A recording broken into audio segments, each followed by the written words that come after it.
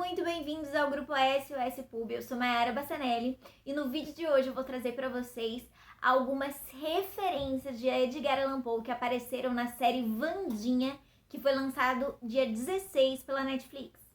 Bem, eu já maratonei essa série, eu já trouxe até um review aqui no canal, então vão lá se vocês quiserem dar uma olhada.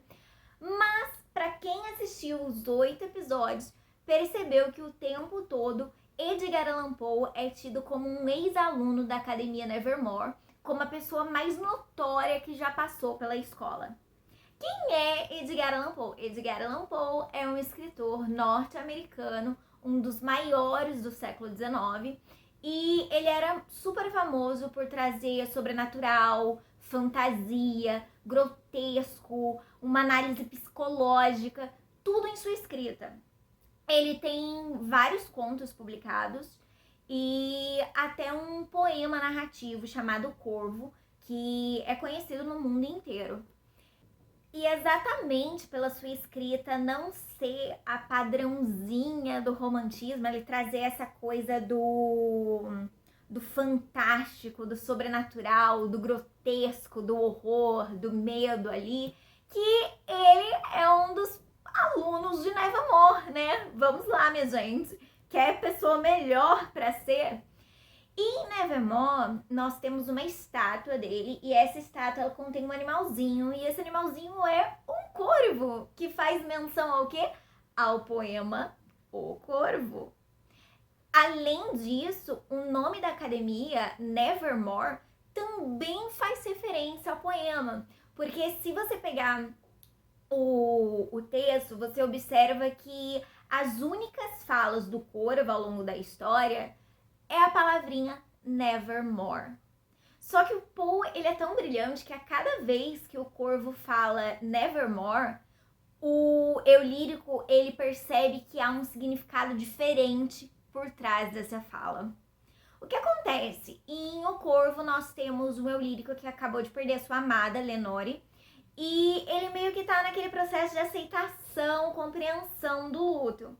Então, ele tá na cabaninha dele lá, meia-noite, e começa a ouvir um barulho de batida, como se tivesse alguém batendo na porta. Só que ele descobre que não era ninguém e acaba abrindo a janela e entrando um corvo. E ele começa meio que a dialogar com esse corvo, a falar sobre a amada, a falar sobre a vida. E o corvo, pra quem não sabe, corvo é um animal que sabe falar, gente. E eu não sabia quando eu li, eu descobri por causa desse poema de Poe. E o corvo, a única coisa que ele responde pro eu lírico é a palavrinha nevermore, nunca mais. E a cada vez que há essa repetição, gente, o significado ele vai ficando mais profundo, tanto pro leitor quanto pro eu lírico. Eu vou contar o que é todo lance aqui do negócio? Não, vão lá e leiam o Corvo, entendeu? E tirem suas próprias conclusões, vale muito a pena. Mas vamos continuar. Essa não é a única referência que tem ao Edgar Allan Poe em Wandinha, não. Se você pegar em Wandinha, nós temos a Copa Poe, né? Que é uma disputa de canoagem e corrida para homenagear Edgar Allan Poe. E fica bem claro que cada casa de Nevermore, eles escolhem uma história de Poe para homenagear. Tanto que as canoas e as roupas, elas eram todas dedicadas a uma história. A Casa Ofélia, que é a casa da Wandinha, eles fizeram o quê? Eles homenagearam o conto Gato Preto. Tanto que a Wandinha fica uma gracinha vestida de gatinho preto. E essa história, ela é um dos contos famosos também de Poe. E ele trata o quê? Ele trata um homem que tá mentalmente perturbado e tem um animalzinho dele favorito, que é um gatinho preto, mas ele acaba matando o próprio gato. E é um negócio bem assim, né? Só que ele meio começa a visualizar o gato nos lugares e isso desencadeia uma sequência meio mórbida, muito mórbida. E é exatamente essa história, Gato Preto, que foi escolhido pela turma da Wandinha. Que particularmente combina bem como personagem, até mesmo pelo fato deles terem sorrateiramente destruído a canoa de outras pessoas. Mas tudo bem, isso você assiste lá na série.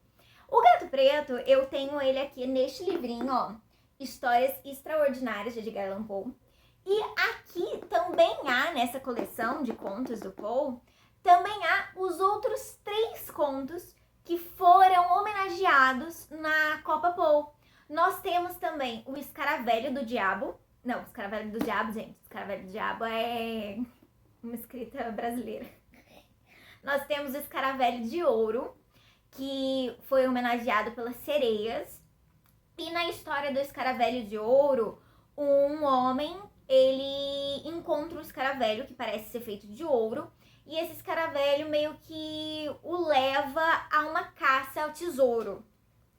Só que ele parece estar mentalmente estável, porque o bichinho mordeu ele, então parece que ele tá começando a ficar louco e ninguém acredita no que tá acontecendo, mas ele tá à procura desse tesouro. Combina bastante com os sereias, porque se você pensar nas sereinhas, que estão muito ligadas à mitologia com piratas, e o tesouro lá era relacionado a um possível tesouro de pirata. E as sereias que também elas têm o seu canto que atrai as pessoas pro mar. Essa coisa mais mística, né? Mais fantástica. Bem interessante, eu achei que combinou bastante, até porque as sereias eram tidas como as joias, raros tesouros lá de Nevermore. E o que eles estão procurando no Escaravelho de Ouro é um tesouro. Então acredito que combinou bastante. Esse é um dos contos que são um pouco diferentes, porque é mais um terror psicológico, mais com mistério, com essa procura lá, a la Sherlock Holmes. E muda um pouquinho os ares do grotesco que a gente está acostumado com os contos de Poe. Nós também tivemos uma casa que escolheu o conto O Poço e o Pêndulo, que é aquela casa que estava vestida de monge. Porque o Poço e o Pêndulo trata da Inquisição Espanhola, que era a época quando os monges, a igreja, pegava pessoas e acusava de serem bruxas.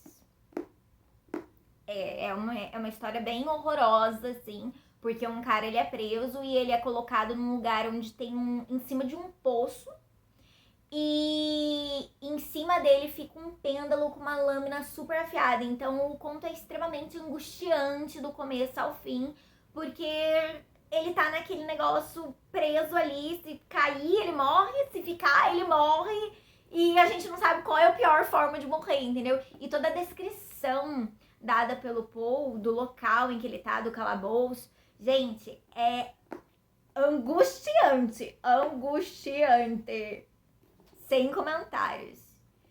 E se eu não me engano, foi escolhido pela casa que era a casa dos lobisomens.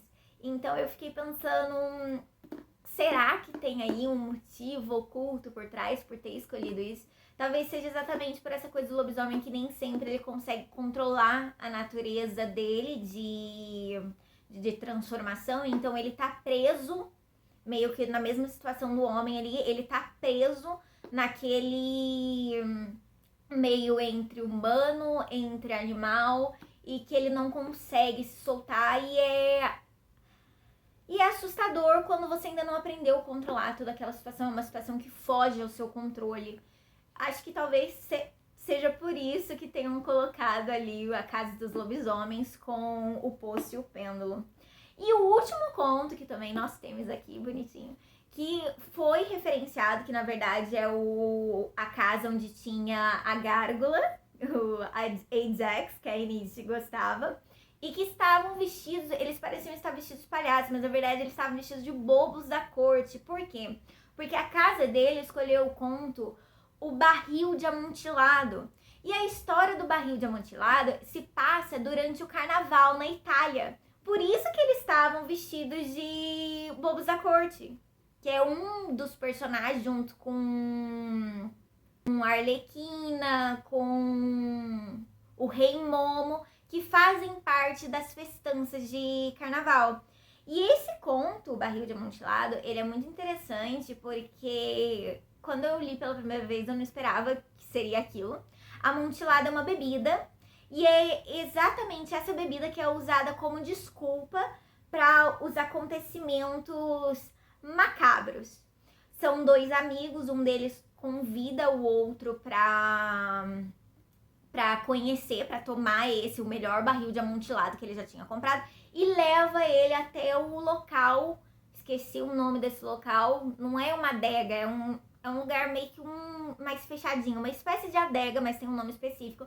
Ele leva o amigo pra lá, pra essa adega, pra conhecer tomar do melhor barril, do melhor amontilado que ele já tinha tomado na vida.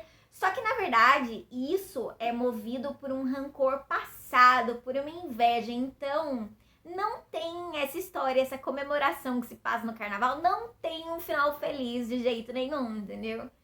E foi o que os górgolas escolheram pra representar o barril de amontilado. Muito interessante.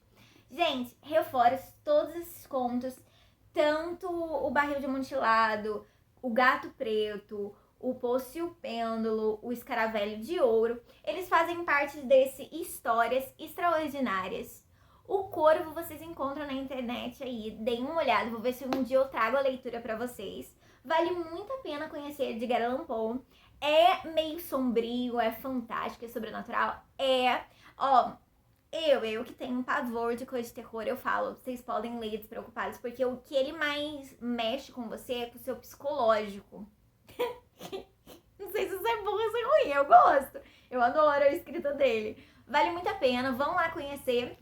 E também assistam Wandinha, que tá bem legal. E um dos motivos pelos quais eu me apaixonei pela série é exatamente por Paul ter sido tratado como o ex-aluno mais notório de Nevermore.